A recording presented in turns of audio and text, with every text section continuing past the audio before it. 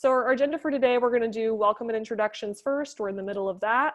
We're going to have less than 10 minutes of sharing from our group number 5 from Cultural Direction Setting. That's the Tickets for Camps group about DGS 2020. So we're going to start with what just happened in January and February of this year.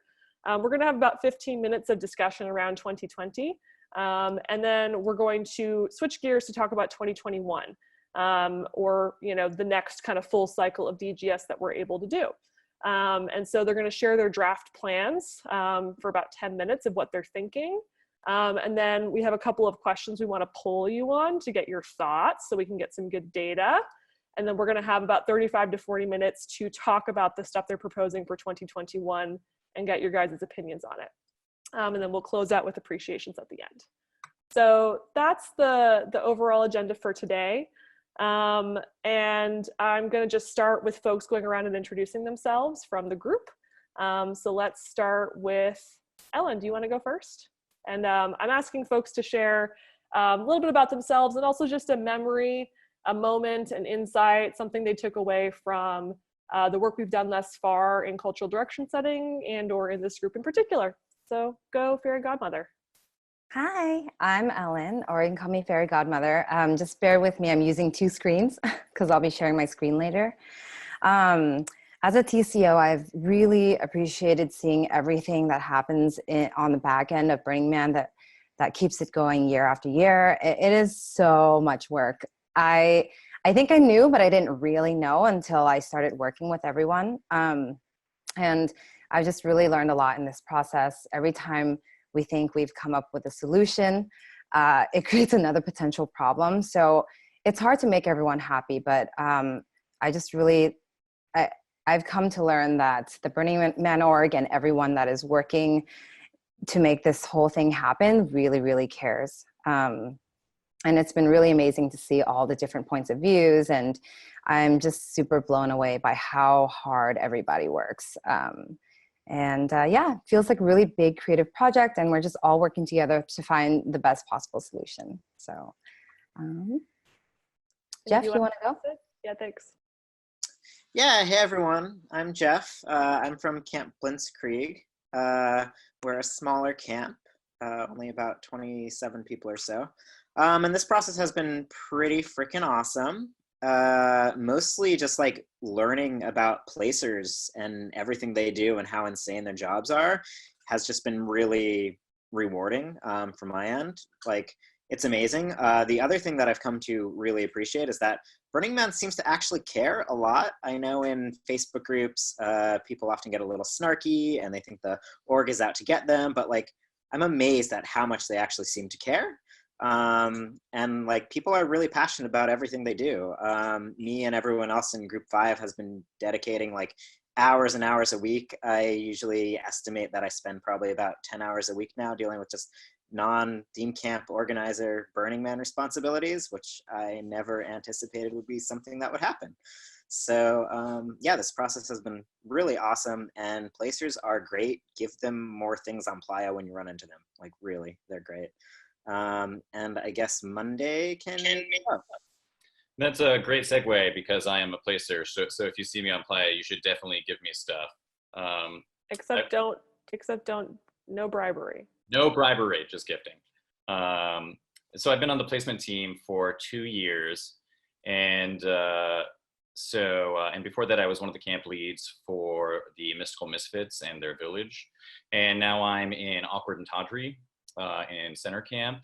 And for me, I think I've been in placement for 2 years, so I've seen some of the org stuff, but it was really limited to what we touch in placement. And the thing that I take away from being in cultural direction setting is meeting with the people who like really run Burning Man, like all of the people, and there's so many people doing so much all of the time, and how much they really truly care, and philosophically how they're coming at it from a really great place. I mean, it's just, they really do care. They care about everybody. And, I think sometimes that's been a problem for us in the ticketing group because we're trying to come up with a solution, but, know that the love is really there from the top of the organization all the way down to the bottom. I think that's what's impressed me the most. Thanks, Monday. And Fairy Godmother, did you want to share the camp that you're coming from? Oh yes, I've been TCO for I think like 6 years, and I'm coming from a camp called Naked Rainbow, and we changed our name a few times because we were restructuring. So, yeah. Thanks. And we had two other folks who were part, or three other folks who were part of our group. Greg from Altitude Lounge, which is a pretty long-standing 9 o'clock camp of about, I think, 75 people, 50 to 75 people in it. And then we've had Rebecca Throne, aka Nimbus, who's the head of Burning Man Ticketing, who's been part of this group. And then we've also had Level, the placement manager, part of the group. And then I've been the facilitator, along with Level. We've both been the facilitator, really. I was supposed to be, but we pass back and forth a lot. I think Ellen's mostly going to drive the presentation here. I think I just wanted to give one caveat before we started. So this lovely group of people who you just met, they will not know the specifics of your camp situation, whether you got the tickets you expected, you didn't get the tickets you expected, the numbers, your situation. These folks do not know any of that detail. So I'd ask that our questions kind of remain at kind of like a systemic level of things going on. If you have specific questions, that's appropriate to email placement@burningman.org. Those are the folks who will know particulars about your camp and your situation. So just wanted to say that up front. And I'm going to hand things over to Ellen to go through the first part of our agenda, which is talking about what we figured out and how we dealt with 2020. And then we'll move on to questions and comments about that next. Take it away. Cool, thanks. I'm going to share my screen. Hold on, desktop, share. Give me a second. Present. Okay. Do you guys see the slideshow? It's loading. It's loading. I think it'll be there in a minute. Probably. Okay, Yep. there you go. Cool. So we went through all this. All right. So in light of current events, we understand there are many, many questions and concerns regarding this year's DGS tickets. I am a TCO, just like you all, with the same questions and concerns, and I don't know any more than you do, and I want to know too. And rest assured, the Burning Man org and the ticketing department they're actively monitoring the situation, and we'll be updating you all ASAP as answers become available. And this morning, Marian gave her statement on the current situation. Also, please refer to official statements on the Burning Man website for the most current news and information. And at this time, we're still planning for 2020. And meanwhile, although we do not have all the answers that you want right now, we do want to continue to do our best to prepare for the future of Burning Man. So moving on. So we know there are a ton of great ideas out there. And the ticketing department is also well aware. Here are some of the things we've talked about, but are not yet possible. Giving TCOs the ability to update placement questionnaires with new information if necessary through the website without the need to email placers. The tech department is working hard at streamlining the entire process, the entire placement and communication process, but this all just takes time. Number two, allowing a wider window of time to purchase DGS tickets. 3, allowing the option of letting one person buy all the DGS tickets so that it gives the TCO time to plan well and gather their core team without being under pressure. Selling tickets individually instead of in pairs. And lastly, linking each ticket to a burner profile with information on which theme camp or village they will be camping with. To somehow gather accurate information on populations to better allocate DGS tickets. We know that there are potential privacy issues with this, which is why it hasn't happened yet. So some of these things may happen next year, several years from now, or they may never happen. We do not know yet. Only time will tell, but we want to know that we hear you, and rest assured that the Burning Man org is working very hard to make everything work better as each year goes by. So on to the next slide. So why are we here? What is happening and why the change? If you haven't read our placement manager levels announcements from last year, the links are on the Burning Man website. They are thoughtfully written pieces detailing the problem we are trying to solve and why things need to change. The direction that we were headed in was unsustainable for Black Rock City. Imagine a world without the Burning Man that we know, which is why we are working with each other to mindfully guide us all in the right direction. In the cultural direction setting, a group of diverse stakeholders, TCOs such as ourselves, placers, community organizers, org leaders, etc., have been putting our heads together, trying to figure out how to do this by coming up with the best possible solutions for the future of Black Rock City. And now, Monday will walk you through some of the details of this process. Yeah, hi. So the cat is out of the bag on Burning Man. You may be aware of this event. It seems like everybody is, and so it's been selling out for a long time. And because of that, there were more placed camps last year than ever before, and camps that were in good standing. So the number of tickets this year for DGS has reached its highest level ever. We can't move the ticket sales. There's too many interconnected pieces and cascading effects. So what do you do when most camps are A students and are doing exactly what they say they're going to do? Well, we couldn't do anything that would overwhelm the volunteer resources that we have. So these are the things that we sort of had to operate our ideas around. So what are we solving for? If we kept doing what we were doing with DGS, more and more camps were going to get fewer and fewer tickets, and that seemed counterintuitive to us. If some awesome camps are already having to cancel because they can't get enough tickets to make their camp happen, then we should not give them fewer tickets. The camps that gift more of their unique, weird wonderfulness should be able to get their teams to Black Rock City. And if they can't, then what happens to Black Rock City? Selfies? So in that vein, giving people tickets for this year based on the level of awesomeness that they brought last year also seemed counterintuitive because camps change, things change. So let's try to serve camps for this year based on this year. But that's hard to do in 1 year, right? It's a big change for everybody. So for 2020, we wanted to move towards that. And in order to move towards that, we needed to start reframing how theme camps view their relationship to direct-to-group sale tickets.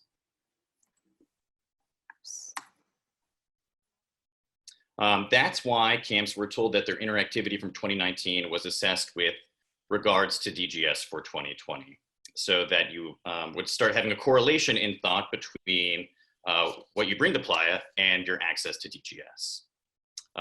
Camps who were assessed as, who were not assessed as having good interactivity received less tickets than a good camp of comparable size. But we set aside tickets in the spring if these camps up their interactivity for 2020.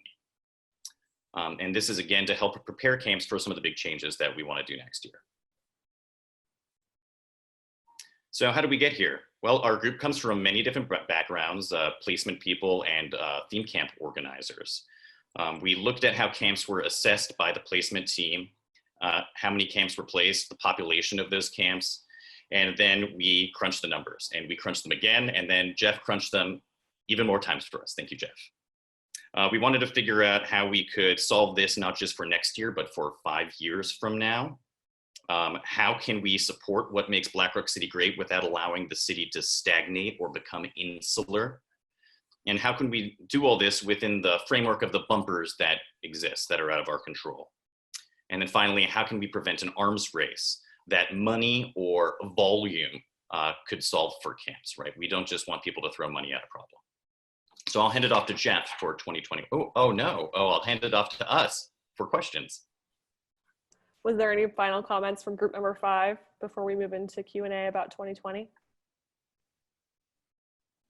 No? Yeah, I think the key word here is transition year.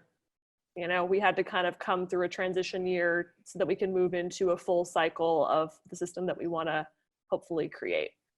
Ellen, if you want to stop sharing your screen, then we can see some folks. And we have some questions that have already come into the chat. So we're going to spend the next 15 minutes on questions.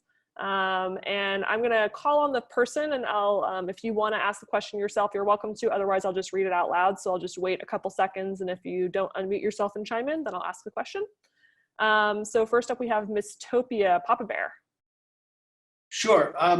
My question was that if we've been allocated tickets for this year and purchased them, if we subsequently choose to not go because of the health situation, COVID, are we going to be viewed differently next year as if we had not come this year and be punished for a decision to take a pass? I think I can answer that, since that's a little more beyond the scope of this group, since everything with COVID is emerging.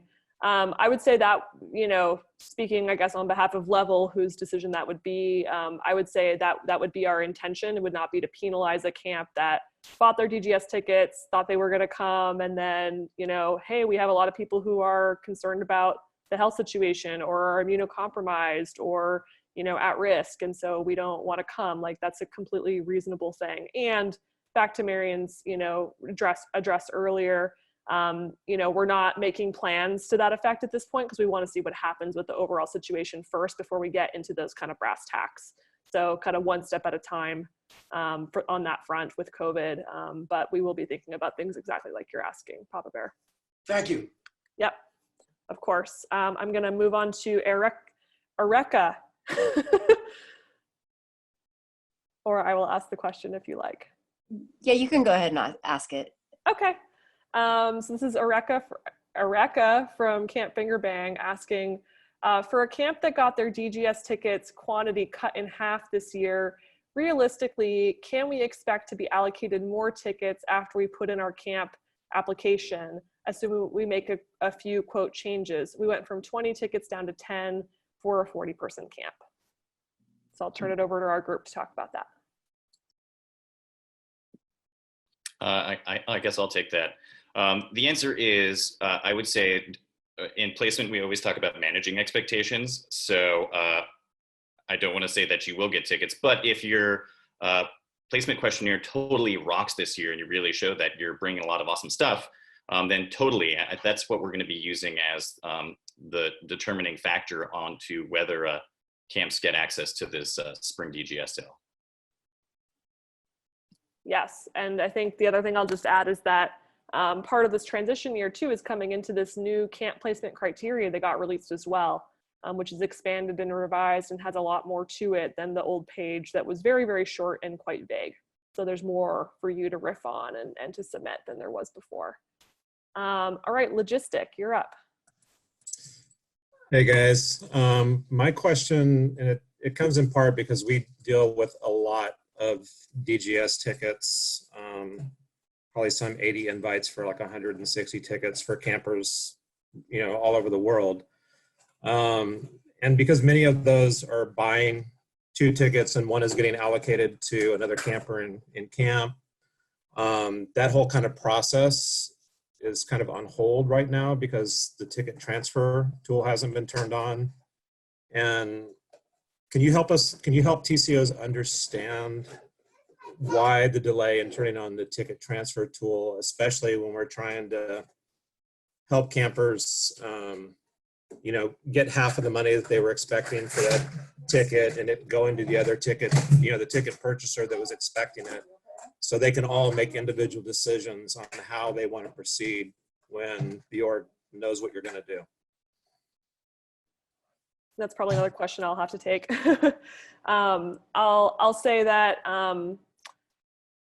is there a reason why we haven't turned it on yet? I think it's similar to my answer about the other COVID question. We're trying to limit, the amount of complexity right now around the amount of people who already have tickets and bought them until we make a decision about Black Rock City. Marion earlier mentioned, that about delaying the main sale for that reason as well. We don't want to add more people to the pool right now, add more complexity to the pool, more people we have to follow up with, so we're just trying to keep it simple. I know the ticket transfer tool is really useful, for folks. And so, I'm sorry that tool's not available for you right now.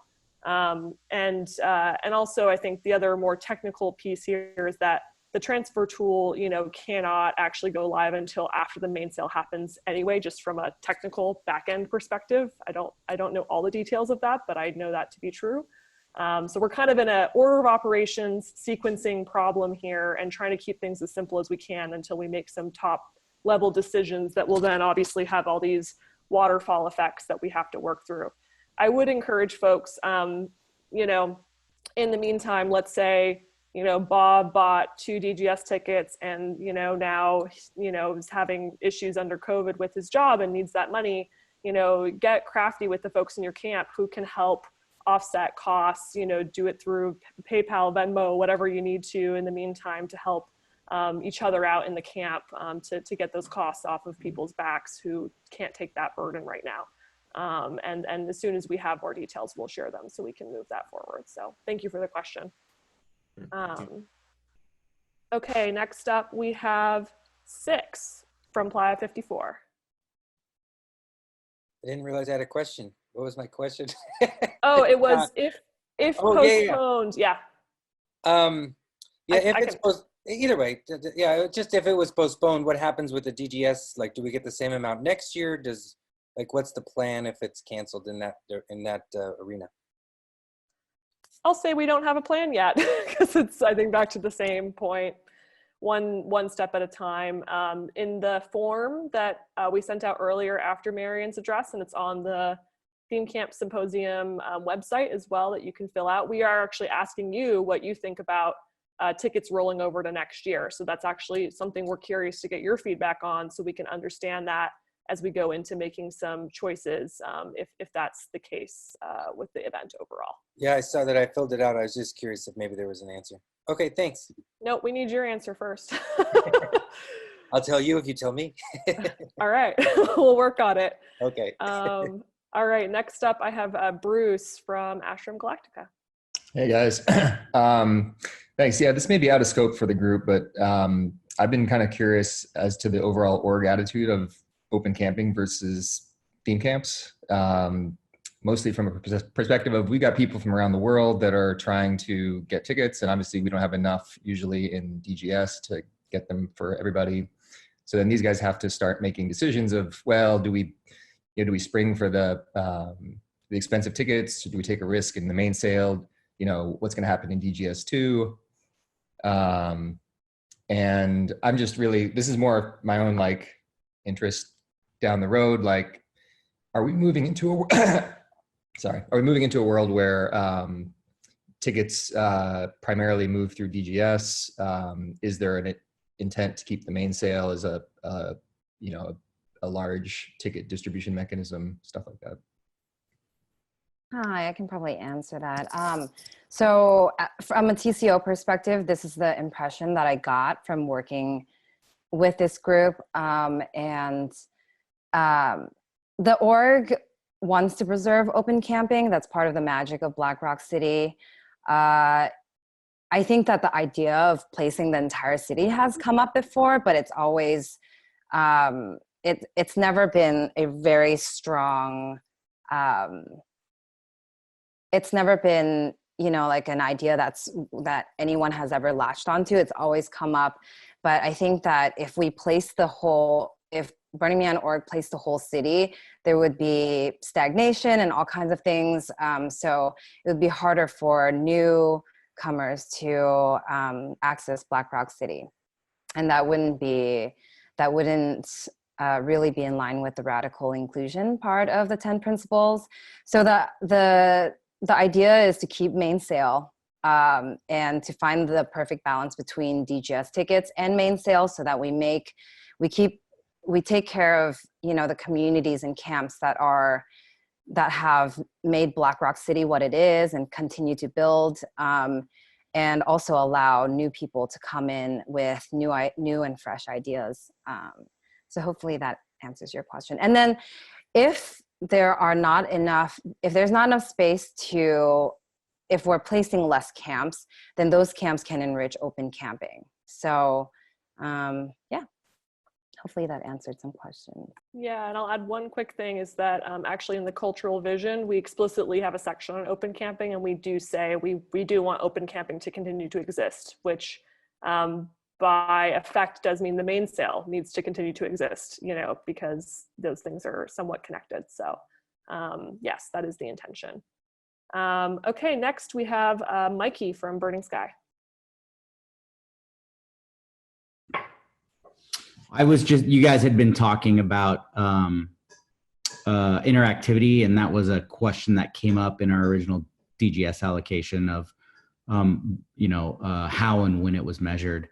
I know we can sidebar it in email level if need be. We did have an email train, but was just curious since you guys were talking about it. Monday, do you want to talk about that? Yeah, I just don't know exactly what the question is.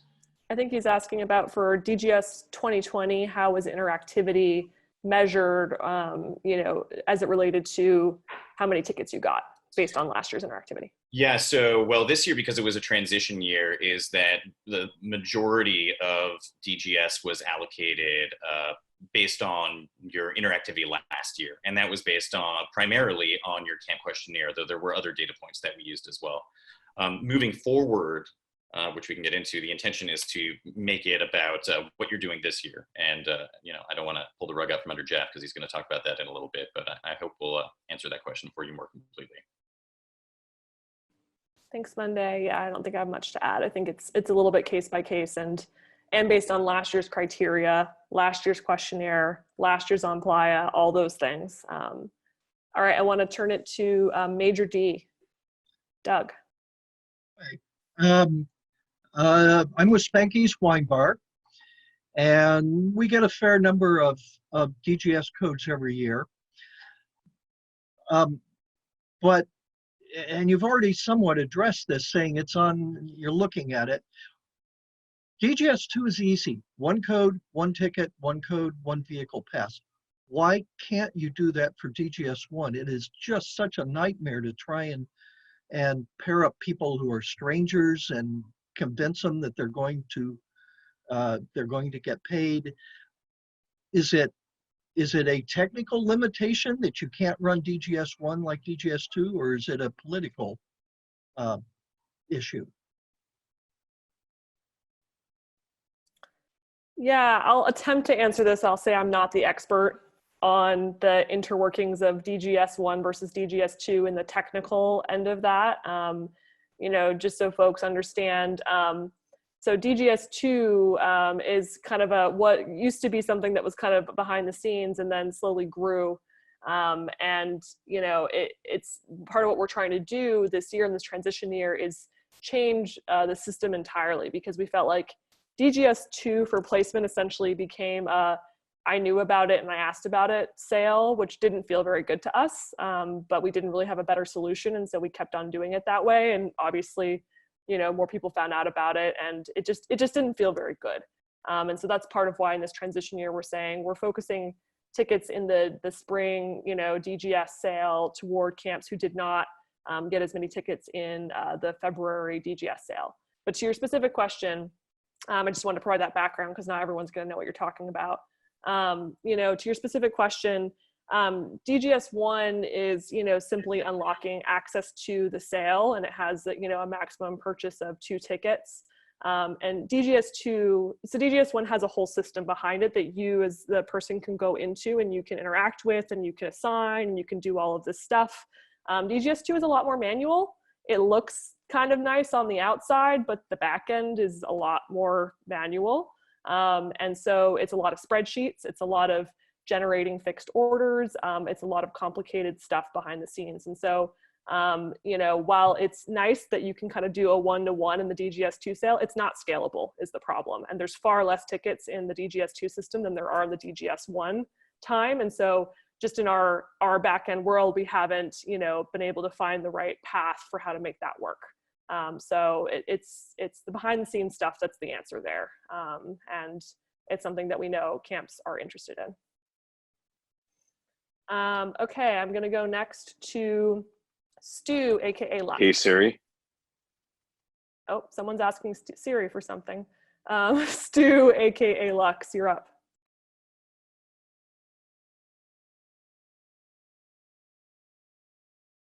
Yeah, my question was around the work access passes and how the distribution of those was going to go this year. Typically we get a certain percentage and they get allocated out through the week for tickets that were bought during DGS. And I'm just curious how that process is going to go this year and how it might change in the coming years. Monday, do you want to give it a crack or is that for me? Yeah, as far as I know, the work access pass system will be pretty much the same this year as it has been previous years. It's a little bit outside the scope of what we're doing in this group, but my impression, we have been using it as a comparison for how we would like to distribute tickets in the future, because it's just much more of a back and forth a lot of times with camps about how many work access passes they actually need, and I think we'd like to move more in that direction with DGS tickets instead of just giving you a bunch going, well, how many do you really need? So it doesn't really answer your question. It's, as far as I know, yeah, pretty much the same. Thanks, Monday. So I'm looking through the comments because we only have a couple minutes left on the 2020 side, and I want to make sure we address that and move on to talking about 2021. So there's a comment around the 2 tickets per person, why it causes so many issues. I think my simple answer to that would be because it's the way the system's built right now and it's complicated to change it. So that's my probably not very satisfying answer. And then we have a question from Mickey Mooney around our camp was not able to purchase all the tickets we were allocated for individual financial reasons. Will we have access to the remaining tickets in the spring DGS sale? Sometimes we have issues like technical issues or issues where the camp wasn't able to purchase all of the invites that they were given to DGS. Talk to placement at burningman.org specifically about your situation. We do help roll over to solve problems there. And by spring DGS sale, we're talking about DGS 2. And so then we had a question from Mez from Awesomeville.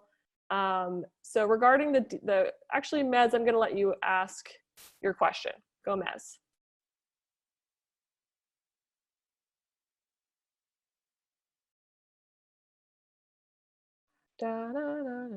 Okay, maybe I'll ask it.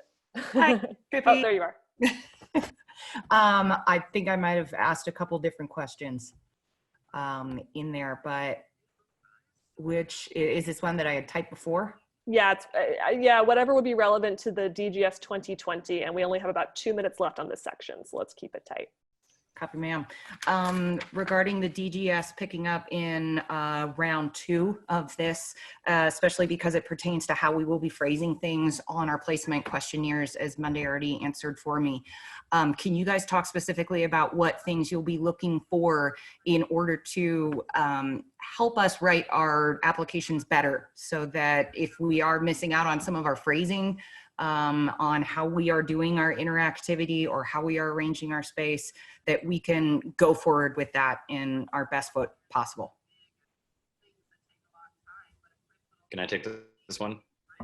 Yeah, so I would say take a really good look at the new theme camp criteria, because that's really going to be the core of what the placement team is looking at when they're reviewing the questionnaire.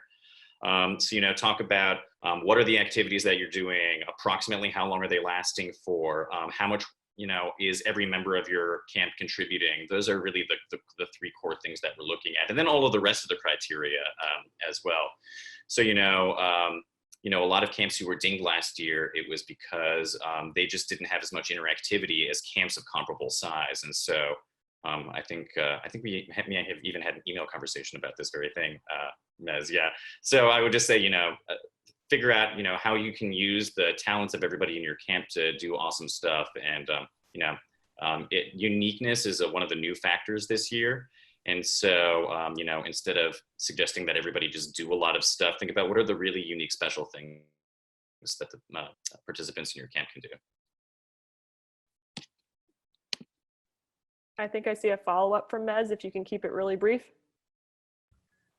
Yes, absolutely. I brought it up in the last one, but we're a hybrid camp. Included with us is a mutant vehicle and a large-scale art project, and our also regular population who runs our day-to-day. When I put in my population number, should I be subtracting then the people who are working on the art car and are working on the large-scale art?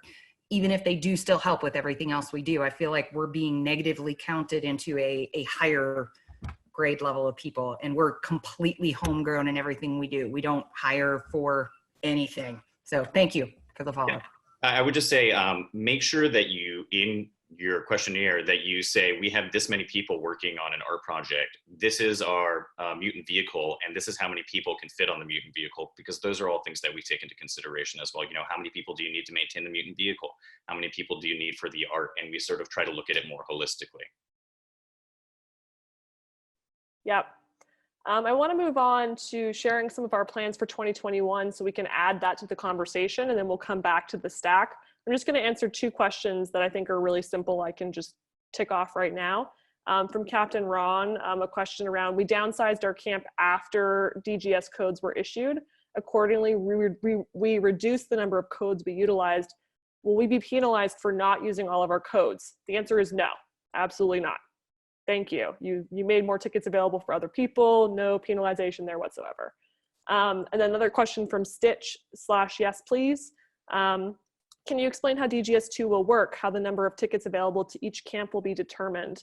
I'll say we don't have all of the details figured out around that yet. We're gonna essentially get in a pool of questionnaires, you know, for 2020. We're gonna be able to zoom in on here were the group of camps that did not get a full DGS allocation in February. And then we're gonna be looking at those camps, you know, collectively versus the total number of tickets that we have for DGS2 and figuring out how to split that pie up. You know, we do think about the number of tickets as compared to the camp's population. So, you know, that kind of grades up and down based on your population. And I think we have some principles going into it, but it's hard for us to say exactly how it's going to work out because it's going to depend on the number of those camps, the new sizes of those camps for 2020, and the number of tickets. And so it's a moving formula for us to make those determinations. But it will be based ultimately on the questionnaire that you submit versus the camp placement criteria that just got updated. So that's kind of the core thing at the base of it. So what I'm going to do now is turn things over back to Jeff and Fairy Godmother and Monday to share what we are drafting. I'm saying drafting for 2021. I'm going to, I think, guide the slides here for the group. So just tell me when you want your next slide. And then we'll come back to the queue and we'll keep chatting. So let me just get this going. It's going to be great. 1 second. So great. The greatest you ever saw. Okay, here we go. Hold on a second. Let me, okay. Great. Can everyone hear me? Cool. So I guess to reiterate what Monday said, 2020 and what we did for 2020 is really more of a transitionary year. And so the key things that happened in 2020 is some camps did not end up with all of their tickets in DGS1, and we've really started moving towards this DGS2 kind of thing, or after placement questionnaire applications, to better allocate tickets based on what camps need. And so in general, for 2021 onward, we'd like to design a system that is equitable and adaptable, and that really is fundamentally working to deal with this issue of supply and demand for tickets. So we're also trying to work to get the full 2021 ticket cycle figured out so it can allocate tickets based on what camps are going to be doing in that year, as opposed to as a reward for what they previously were doing. And so we have a draft that we're going to be presenting to you guys, and we'd really appreciate your feedback on what sounds great, what sounds terrible, what you want to kill us over. So next slide. So the big ideas. Yeah, so we're really trying to serve fewer camps better. So there's this issue with supply and demand, which is each year more and more people want to come to Burning Man, and each year now more and more camps want to be placed to gain access to tickets to go to Burning Man. And so if we continued on with this DGS ticketing process the way it's previously been, that would mean that fewer tickets go to more camps, and that means that camps wouldn't be able to continue. So our group has largely agreed that DGS tickets need to be provided to camps that are good and an integral part of the city. And additionally, we need to balance out allowing new and interesting ideas to come to the city. And that means enabling ticketing resources for new camps that potentially haven't ever been placed before. Otherwise, you create an unfair system that entrenches camps that got in before supply was too limited and doesn't allow for new and interesting things to come to the city. So we believe that a system that largely communicates with camps a lot earlier in the year can help us address a lot of these fundamental issues. And so really what we'd be doing is promoting this statement of intent. And so that was discussed briefly in Group 2's plenary session, I believe, where they talked about how returning camps would fill out the statement of intent. And we haven't worked out all the final details on the statement of intent, but the overall concept is if you're a camp that was previously placed and you're returning to Black Rock City and you haven't done a ton of changes to your interactivity for the coming year, you basically say, this is what our camp is doing, these are the minor changes. Largely things are pretty similar to what our placement questionnaire was last year. If you're a new camp or you're making substantial changes, then you would likely need to fill out a full placement questionnaire at that time. And then placement would be able to evaluate that because they don't have anything from last year to really go on. And then those two things together would factor into your overall allocation of DGS tickets. So in other words, the DGS tickets would be allocated based on what your camp is planning to do, not what it did in the past. Additionally, we would be using what Group 2 has developed for their standing criteria system to better assess what camps deserve or should gain access to DGS tickets. And so that means that, yeah, there is going to be some factors of what Space Force ends up seeing and assessing and hearing from various people on Playa, and that will go into whether or not your camp is going to be higher up in priority to gain access to DGS tickets. So if we can jump to the next slide. So what about camps that make substantial changes after the SOI timeframe? So we all know stuff happens. As a theme camp organizer, I've been in the situation where, you know, we've lost campers or things have changed or we can't pull together interactivity. And that's maybe happened after we filled out our camp placement questionnaire. And let alone if we're expected to fill out SOIs in December, or January, that only leaves room for more things to change. So what happens if we change substantially? And so to that end, we really like this idea of this DGS2 spring timeframe to really work with changes and shifts that happen across camps.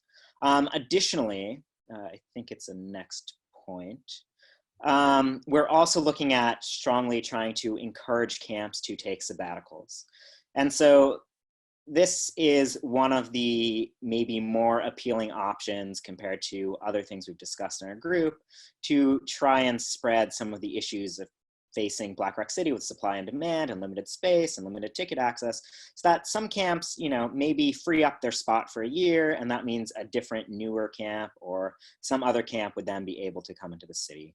And so we're really looking at kind of exploring some various ideas with you all to sort of see what maybe makes sense, what sounds okay, what sounds terrible.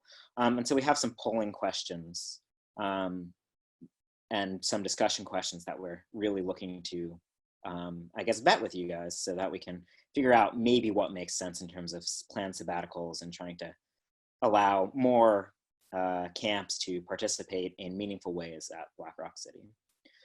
So I think I can hand it back to Fairy Godmother now to start doing some of the polling questions.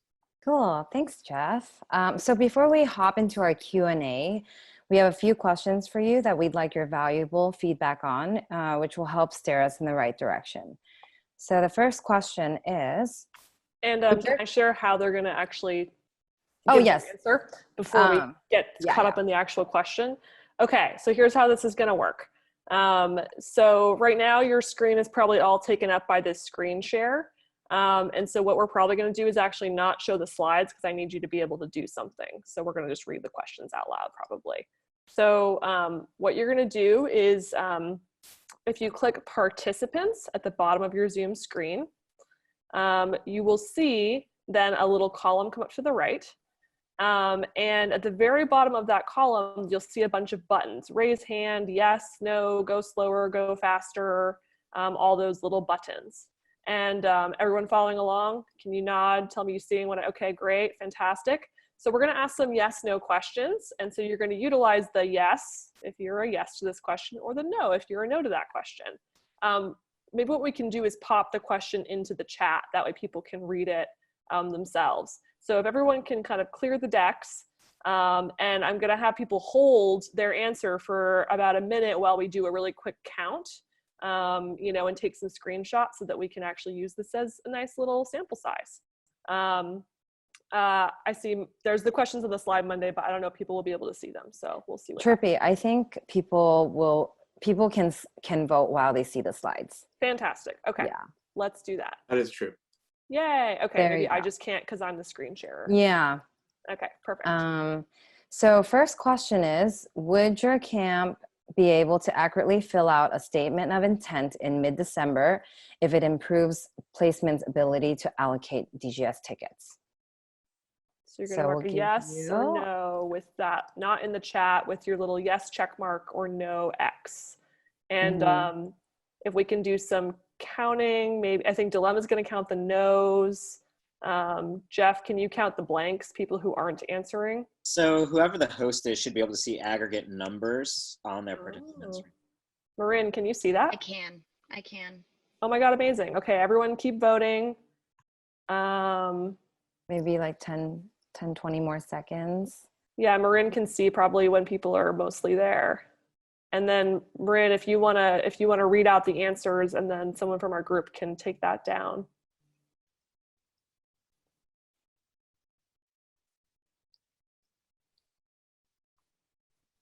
It's thumbs up or thumbs down, yeah. And then someone's asking, what would the statement of intent fully include? Again, it's my camp is staying the same size. We're roughly doing the same kind of thing we did last year.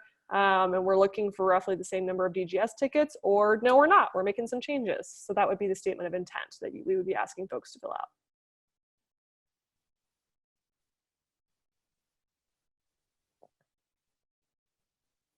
Okay. I'm still seeing votes coming in, so. Okay, we can wait.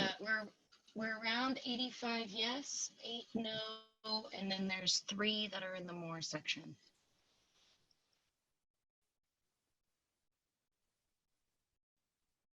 All right, we'll wait a couple more seconds. I see some comments. Folks are saying mid-December is kind of hard because of the holidays. Mid-January would be, January would be better. I think you all know our challenge with that, with how fast we have to turn around DGS. So that's our challenge on the other side. All right, Marin, what are the numbers now? 86 yes, 8 no, and 1 in the more section. 86 yes, 8 no, and a couple in the don't know section. Okay, perfect. All right, next question. Oh, there we go. Cool. Next question. If the camp placement questionnaire deadline was moved to mid/end of January, would you be able to accurately fill it out? So this is before DGS, the first round of DGS tickets happen. So. And this is the full questionnaire this time. That's the question we're asking. And we are asking this because in the past, DGS tickets were a thank you for the previous year, but that's becoming unsustainable because tickets, camps that had, let's say 100 people, that weren't going the next year were getting 50 DGS tickets the following year, but they weren't going. So it just kind of creates this whole mess, and we're trying to fix that. So Marin could clear all of the votes. It would make it easier to then get new. Oh, great. Yeah, clear the votes, Marin. Let's do it that way. All clear. All right, we're starting over. Answer the question. If the camp placement questionnaire deadline was moved to mid or end of January, would you be able to accurately fill it out? Yes or no?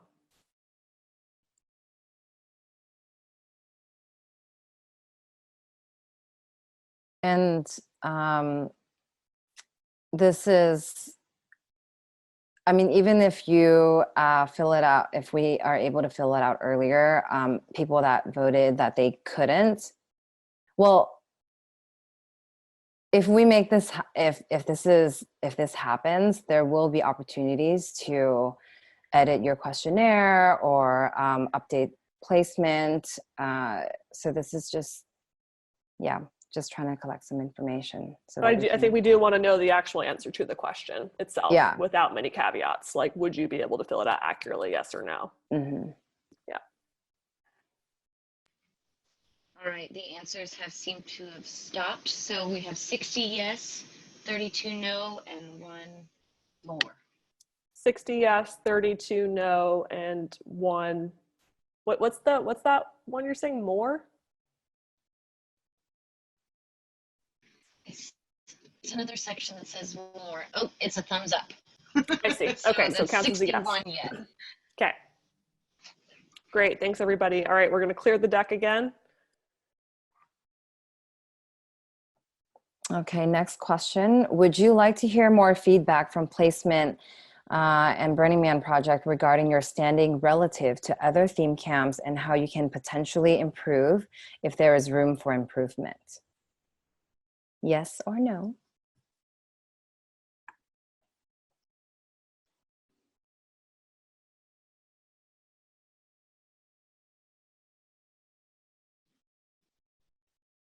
I just have to say, watching the numbers go up on that one was awesome because it just instantly was going all yeses all the way up to 95 very fast. Oh my gosh, cool.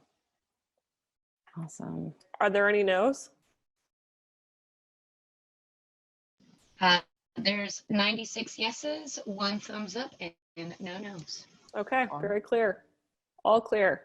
All right, we're gonna clear the deck. And next question.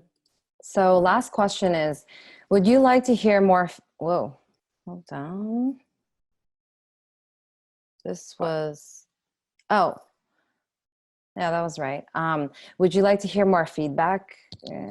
Oh, okay, this is regarding placement instead of standing. Okay, so last question is, would you like to hear more feedback from placement, Burning Man project regarding your placement relative to other theme camps and how you can potentially,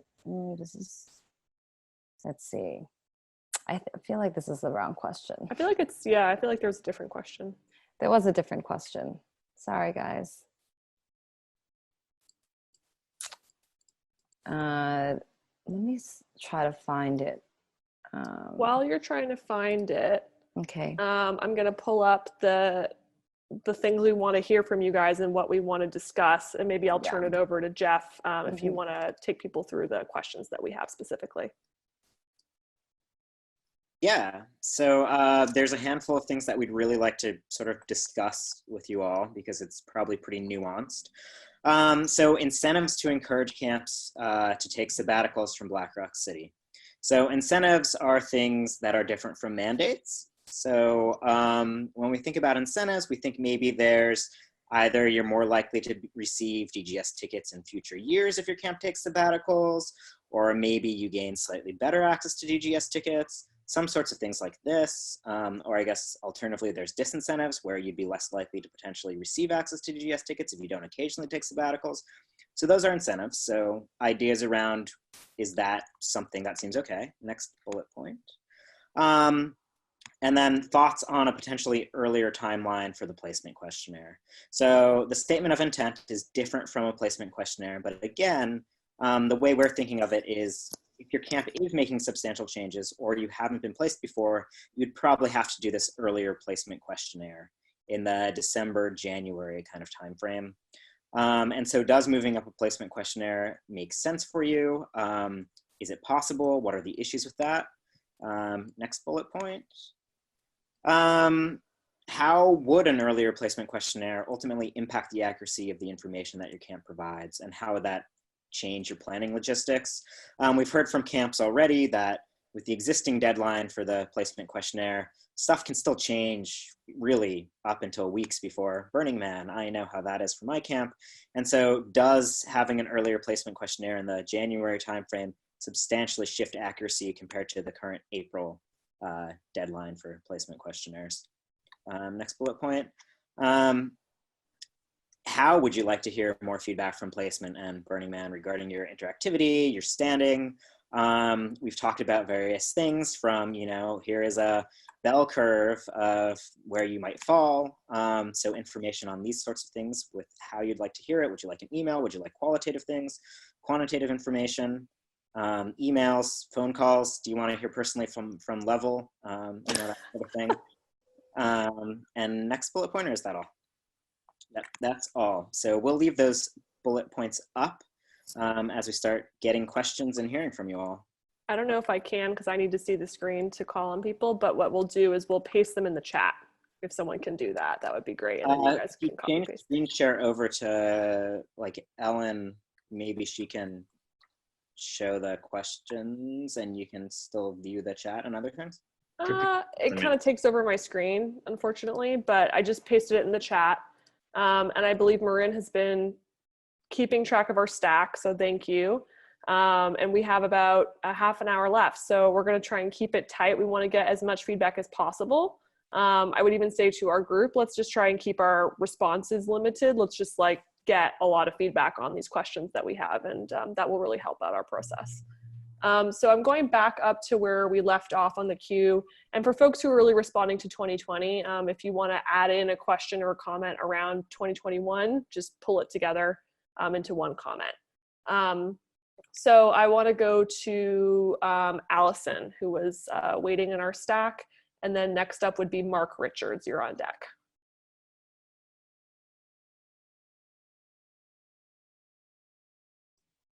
Allison. I think Allison is still muted. But, oh. There you are. Hi, I don't really think I had a question. I was just commenting that I think no matter what any of us says here, the earlier we would have to fill out applications. I mean, I just know that, of course, the more things are going to change and the less accurate they're going to be. I mean, for someone like our camp, we gift flights and we really don't change much. We're always about 25 people. We're doing the same thing out of the airport, but I know that there are a lot of moving parts for a lot of camps. And while it would help in a lot of ways to, have people fill out the application earlier, I think you're going to have to expect that you're going to get more people coming back and making changes. I think that's just the way it would be. Thanks, Allison. All right, we have Mark Richards, and then on deck we have something.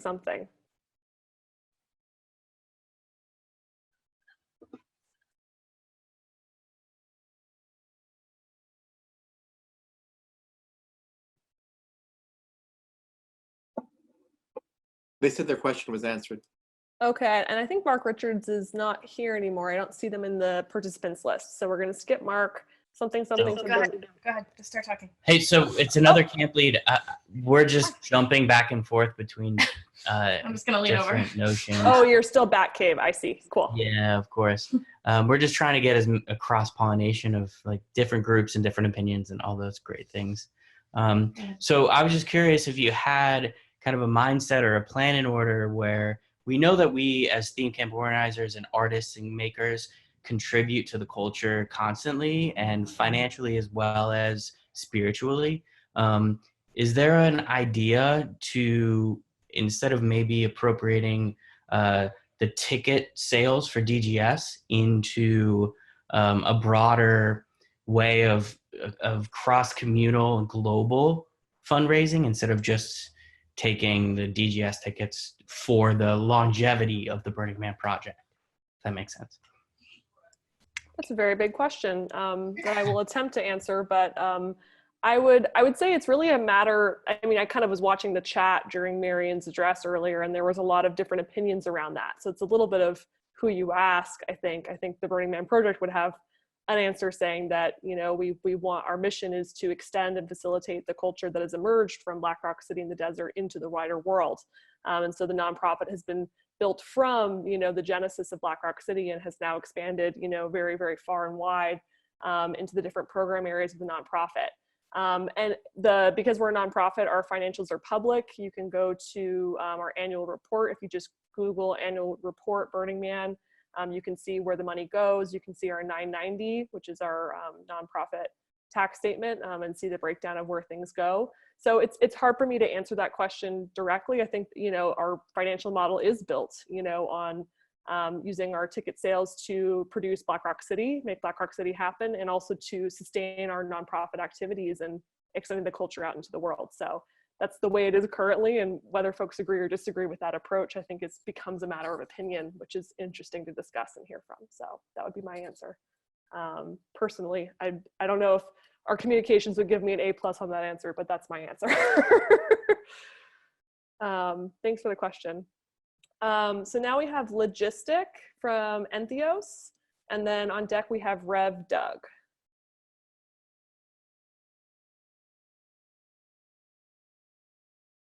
Logistic? I don't see Logistic here anymore. They might be gone. All right, people are breakout hopping. Let's go to Rev Doug, and on deck is Detour.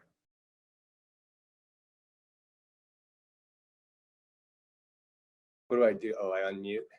There you are. Okay, good. Hey, so I'm curious about one of the things that happened this year when Burning Man raised their prices for our tickets. I was kind of shocked that DGS was raised. And I've always felt like maybe the DGS pricing should stay like a certain plateau. And if you want to charge more, like the main sale, maybe people like that pick it up. Because like we're a discount camp and a lot of camps are, and we're funneling so much income into our infrastructure and interactivity. And so I was just always wondering, like, it would be kind of cool if we got like, if you're placed, you get you get like a packet, a placement packet. And in that packet, maybe you have, depending on the size of your camp, you get maybe just a couple that are no cost tickets. And then you get a few that are maybe volunteer cost tickets. And then you have your regular DGS tickets. Has Burning Man ever considered something like that? I can't, it's an interesting question. Yeah, I can't speak to all the history of what's been considered and not considered. I think, you know, as far as I know, it hasn't been directly considered, no. I think that, you know, it's a tricky balance. I mean, I've heard that thought before from other folks too, of like, why isn't the DGS tickets, you know, cheaper than the main sale? You know, I think I think what I put on my theme camp hat, I think it's easy to.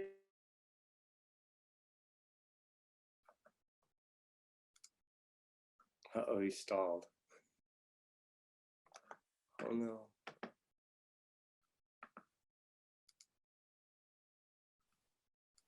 Can you guys hear me now?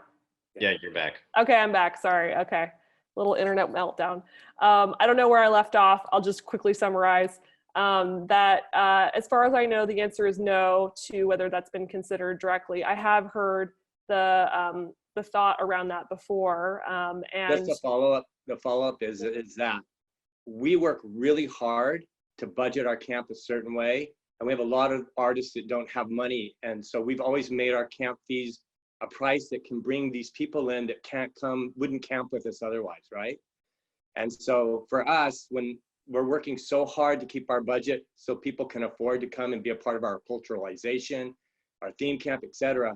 When the prices of tickets raised, it was hard on us because we're working so hard to save money. And then Burning Man hits us with a $50 more pricing on the tickets. It just was like, wow, now we have to work even harder at saving for our camp, you know? So you guys actually I kept our prices the same this upcoming year.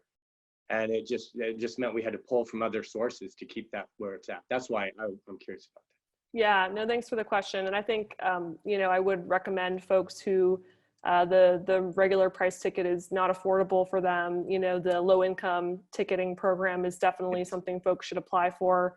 And the thing I was saying that I probably got cut off from when my bandwidth dropped was that I think it's easy for us to think about main sale as because we're part of the DGS pool as people who aren't contributing as much. And I mean, the main sale folks are a lot of folks in your camps, but also folks who are doing other stuff, you know, within the Burning Man world and just aren't in one of those streams. So it is a mix of people, you know, that we have to keep in mind as stakeholders as well. So I don't want to hang them out to dry either, as much as I love you guys.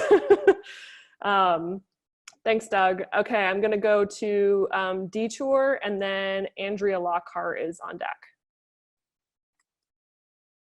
And I also want to say we have a lot of questions that are around ticketing in general, which are great questions, and I will do my best to answer them. I want to also make sure we answer the questions that group number 5 really, really wants your input on, because that's literally what we're working on right now. So I'm going to pass it to Detour.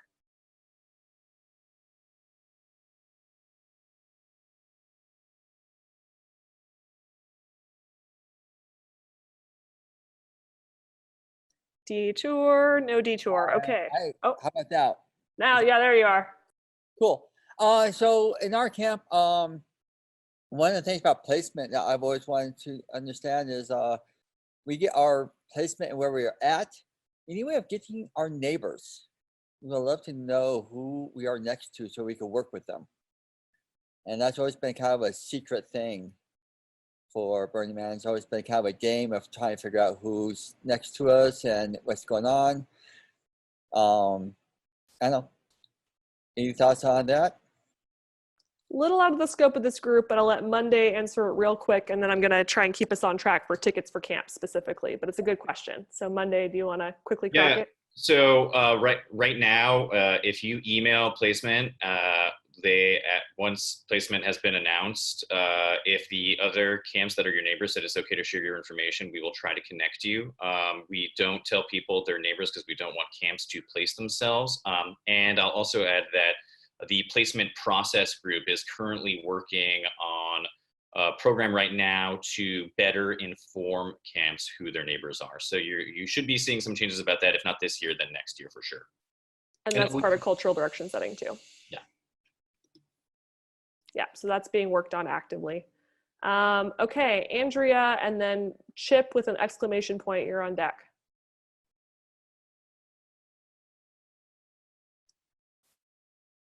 Andrea Lockhart.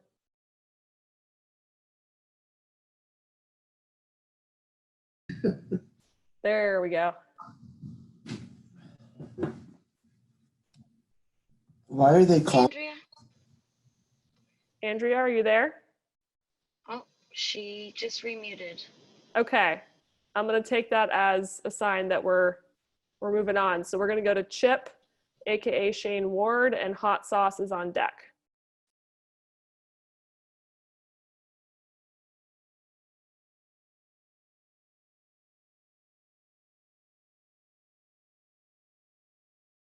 All right, can you hear me now?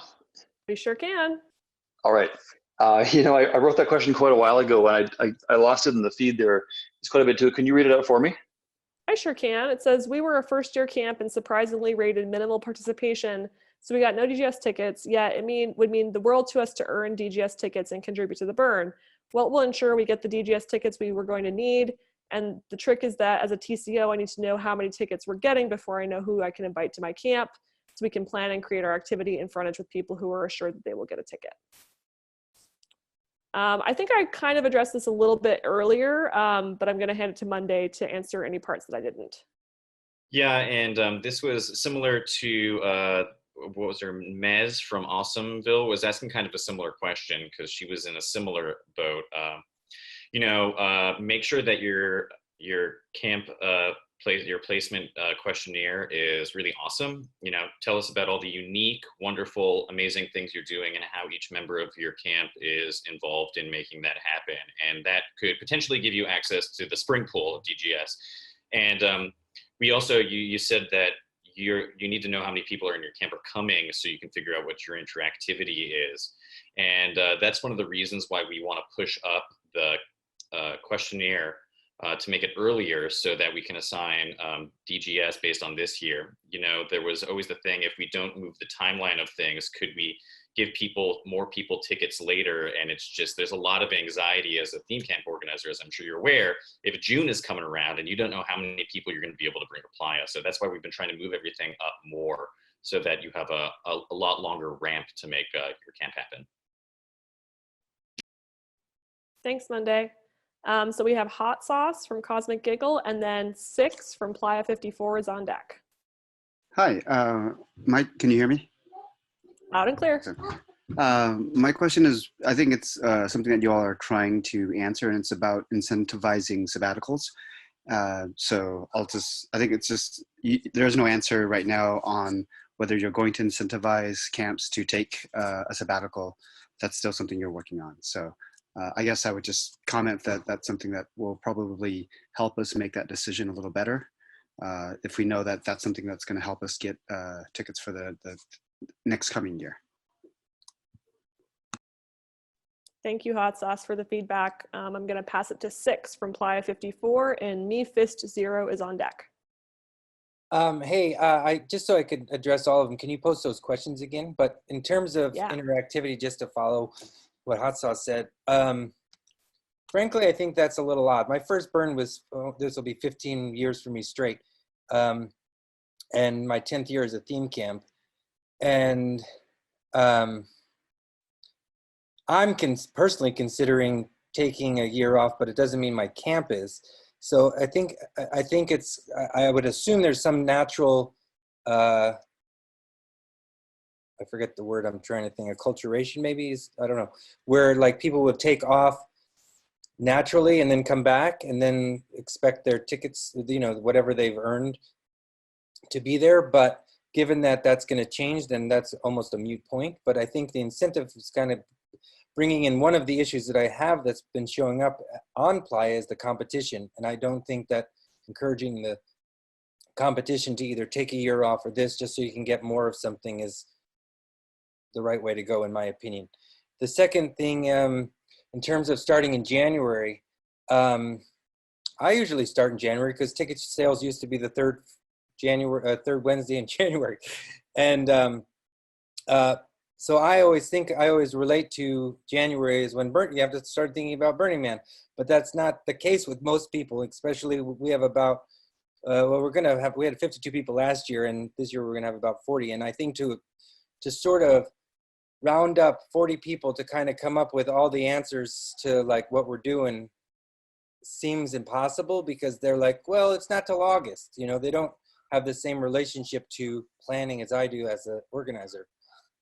And I thought that there was one other question that I may not have addressed, but that I wanted to say something about.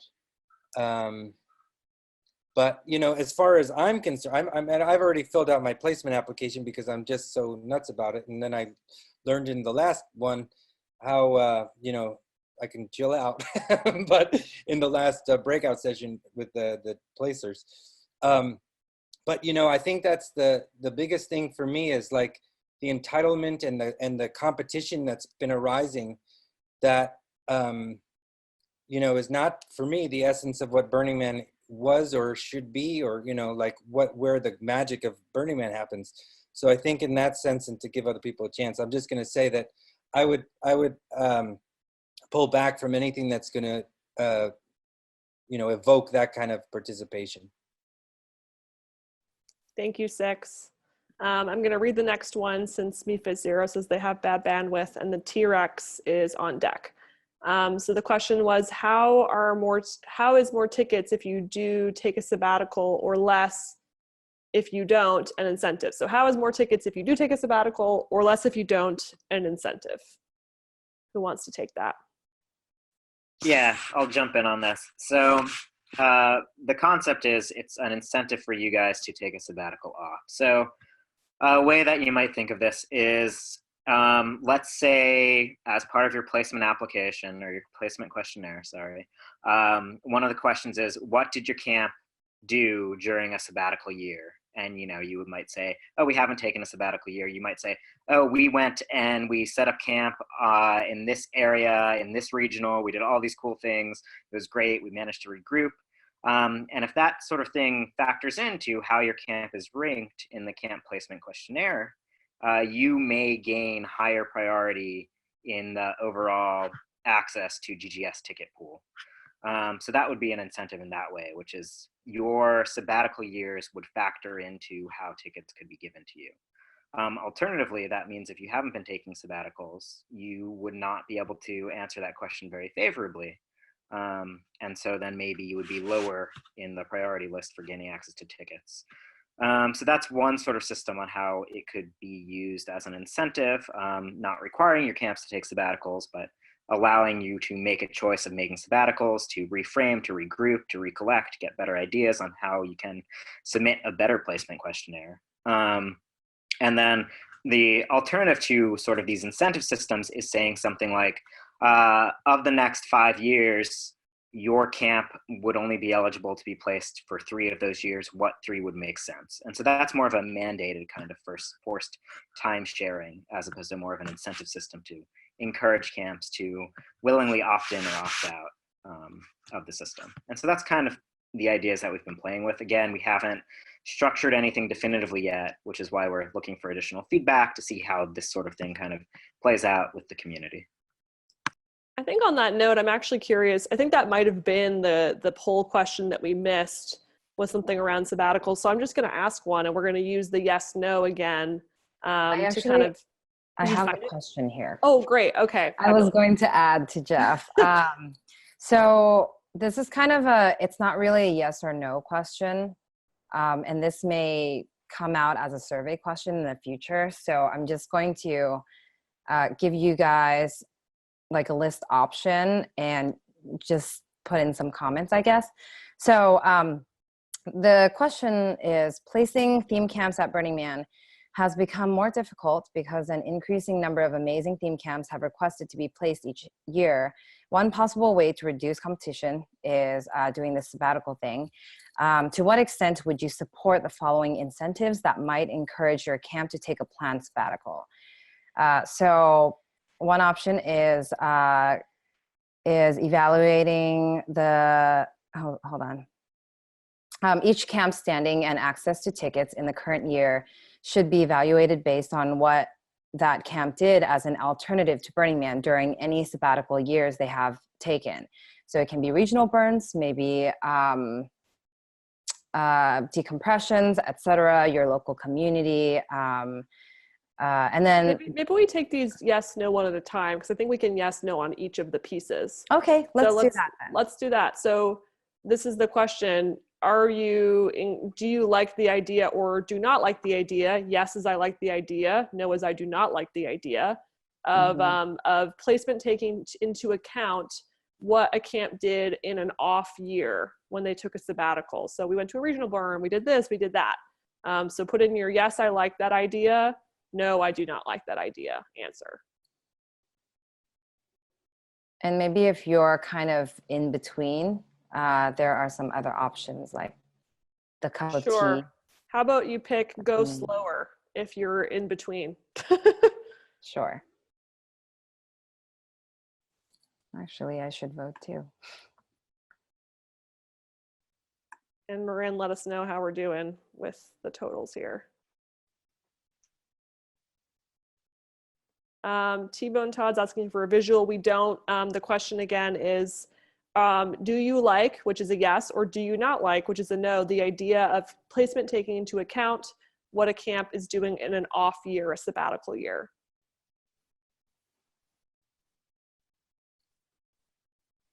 All right, Marin, how's it looking? They just sort of slow down. So right now we're at 17 yes, 49 no, 50 no, and then 12, what was the go slower? Maybe, in between. 12 was a maybe. Okay, so 17 yes, 50 no. I think you just said 12 in between. Okay, let's ask one more, and then I want to get in a couple more comments before we have to close, Ellen. So pick whichever one you think. Okay, let's see. This is hard. Okay, I'll just go with the next one. Each camp should receive, so if you take a year off, you would either receive guaranteed placement or guaranteed access to DGS tickets the year that the camp returns from a sabbatical. I kind of put that into one question, I guess. Can you ask it again with the yes and no? And yeah. Marin, if you can clear the answers. So if your camp took a camp sabbatical, would you be a fan or not of your camp receiving guaranteed placement or guaranteed access to DGS tickets the year that your camp returns? So that would be an incentive for taking a year off. So that's yes if I'm into that idea, no if I'm not, go slower if I'm in between.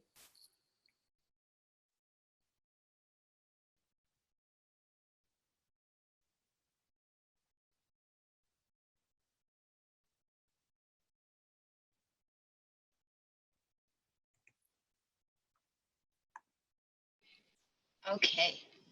So we have 42 yes, 12 no. Oh, sorry, 43 yes, 12 no, 21 in between, and then somebody said go faster. So I'm assuming that's still an in between. Thank you. Okay. Thank you for that input. That helps us with this sabbatical question. So what I want to do, we have about 5 minutes left for comments, and I want to still be able to end us out on appreciations. And so what we're going to do is rapid fire feedback. Our group isn't going to say a thing, so we're not taking any questions at this point, just your opinions. I want to get some more of those in because we've answered a lot of questions today. So I've got T-Rex, and then I've got Little Jack, and then I've got Grant after that. So go T-Rex, give us your 30 seconds of opinions, please. Hi guys. Hey, we are a very schedule dependent camp, and I just wanted to say that the January questionnaire, we have a hard enough time, the degree of specificity asked for in the questionnaire, we have to throw a few darts in April just getting it done. And if we had to do it in January, we would be throwing some really big darts in terms of any specificity for our schedule or that degree that you ask for, absent the ability to edit later on. That's all. Thank you, T-Rex. Little Jack, and then Grant from Camp Cooloff is on deck. The vehicle passes increased in cost significantly this year, and it's particularly challenging for theme camp organizers and theme camp builders since we cannot take the Burner Express. It doesn't run during build week, and you can only take 2 tiny little bags. So I would like to see free or like $20 vehicle passes tied to work access passes. If you're there early to work, you need something to work on, and to pay exorbitant fees to bring this stuff to work on doesn't sit right. It doesn't seem fair. I'd also just love to see Burner Express run Builder Express early week for the Burner Express bus to get my builders there with me. Thank you, Little Jack. All right, Grant, Camp Cooloff, you're up. And then I think Mez, Mez, if you don't mind, I'm gonna go to folks who haven't spoken yet and go to Stephen from Nice Nice. So go Grant. Hey, Trippi, great job all day. Really good job. I don't remember my question. I sent a few out there. So which one? You said, has there been consideration toward allowing significantly fewer vehicle passes sold? Seems like that would free up space and even bigger problems, but also just curious your opinions on what group number 5 is talking about. Yeah, I think if you didn't allow more vehicles or had more or less vehicles coming in, we might be able to solve some of these problems on our own.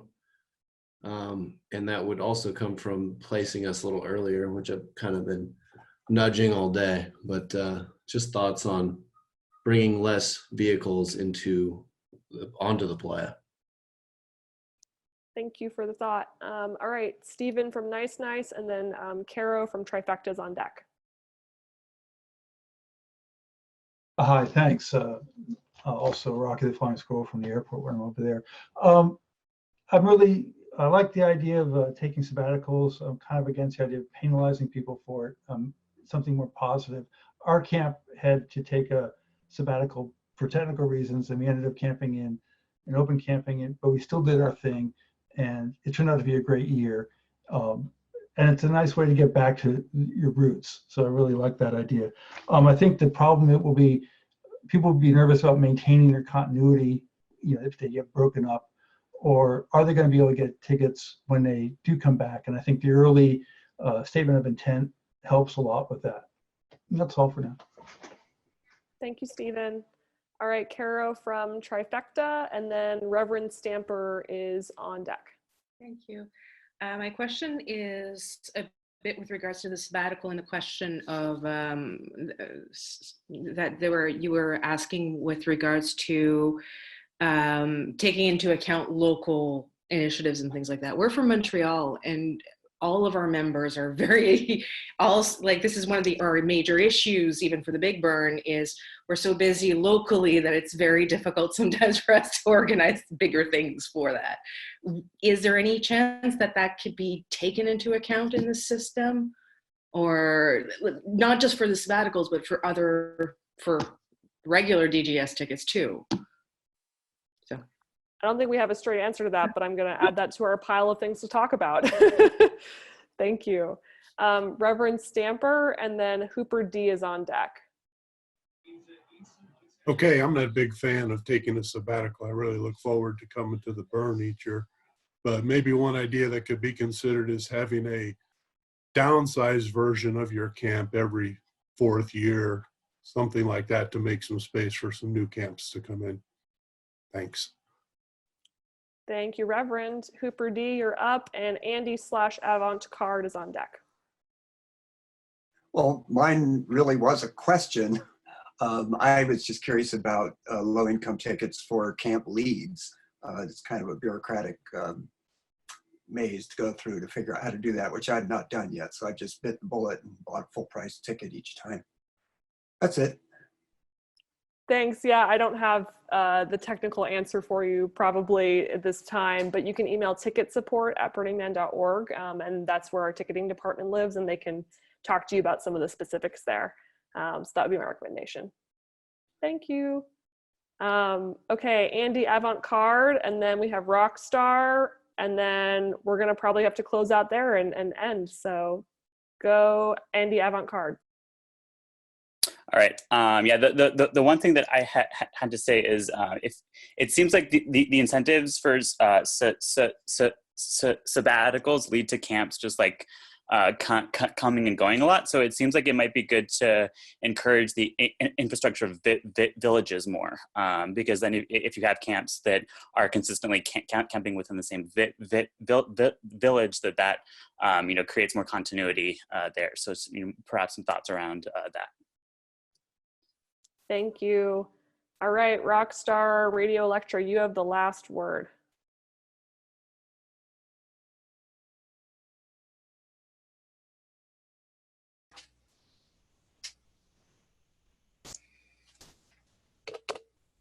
Rockstar, Hello? you are unmuted and ready to go.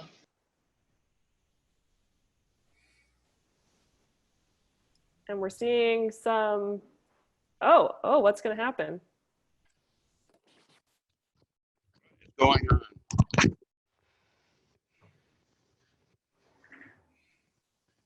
What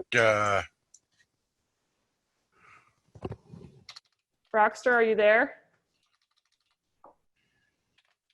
I think Rockstar might be trying to serenade us with some music, but it may not be working. All right, I'm gonna give someone else the last word. I'm gonna go to Mike Absinthe, who hasn't spoken yet. So Mike, go. Hi, I just wanted to say that I actually kind of like the idea of taking off sabbatical years where maybe our camp would be in open camping and, get down to doing a smaller experience. I think a lot of people are saying that they don't like it, but if the situation goes on, people are going to be forced out and not get any tickets at all, and that's what's going to happen anyhow. So maybe making it an actual process might be a better way of going with it. And that was my comment. Thank you. So I'm going to close us out now. I don't know if this is working now. I think a mic is. It's 6-Playa. Your screen is being shared. Sorry about that. Oh, okay, there we go. All right, so I'm gonna close this out for the day. This is the end of the symposium in general, not just this group's presentation. And so I just wanted to share a last couple of things for us all. The first is that in the chat, I am posting the link to a form. That form is for the overall Theme Camp Symposium feedback. So it would be great if you could fill that out so that we can hear what you thought about today's virtual symposium, which was a new experiment for us. We're trying something new, so we would really, really love your feedback so we can figure out how to make it better. And something that we do at Burning Man Project, and also we've been doing in cultural direction setting, is we do appreciations at the end of our meetings. So I would love to hear any folks who want to share any appreciations for today's breakout session, but also just the symposium overall today. And you can also type them in the chat. So if someone from group number 5 wants to start and just demonstrate, that would be great. We can spotlight their video. Ellen, Jeff, or Monday, would one of you like to start? Hell yeah. Go Monday. Yeah, I really want to appreciate first the people in Group 5 because we all came from very different backgrounds, and I have kind of a crush on everybody in Group 5. They're just amazing, thoughtful, hardworking people, and we all kind of come from different theme camp backgrounds, and so it's just been a pure joy working with them. So I appreciate all of you. And then I really want to appreciate Trippi and Level because, and Simone, because I know how crazy it has been to turn this 2-day event into a 1-day virtual symposium, and it's been totally awesome. So thank you for everything that you've done and making this go so great.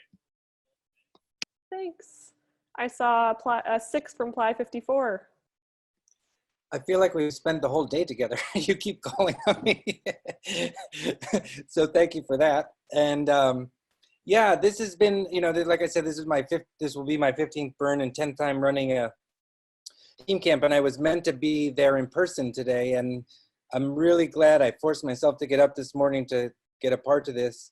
Not only do I feel like I've learned some things and gotten some questions that I've had for years answered, I felt like I also got to say what there was for me to say in terms of how, you know, for the past 15 years, I've noticed a shift in the culture. And so I appreciate the forum to be able to say something. And I really had an overall fantastic day. So thank you for everything you did and all the hours that you put in and everything that we know and didn't know that you did that really made this day work, because I'm sure it's countless hours that you put in to make it work. Thank you. Thank you. GL from Square One Camp. Being a TCO is a very painful process, but I can't imagine how much more painful it is to you. So thanks for all the hard work. That's about it. Thank you. Anyone else want to chime in with an appreciation on video? I'm seeing lots in the chat. You can just unmute yourself and go.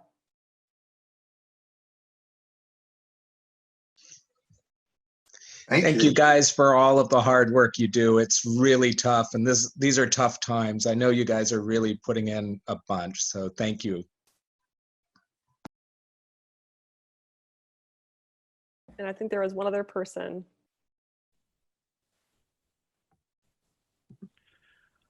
I want to thank everybody who asked difficult questions and brought up stuff that was challenging to ask about.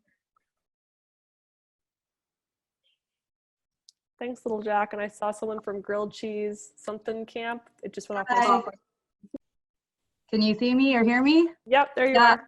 Well, of course, thank you to everyone. And I just think this is so awesome, what's going on in the world. A reminder that we're all in this together and that we're coming up with creative solutions and how to get through this.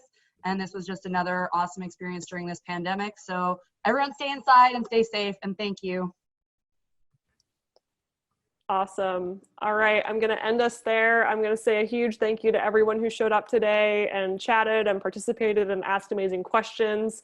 Thank you to group number 5 in cultural direction setting who've been gnawing on this ticketing challenge together. It's been a journey, and I'm really grateful for all of your efforts and work.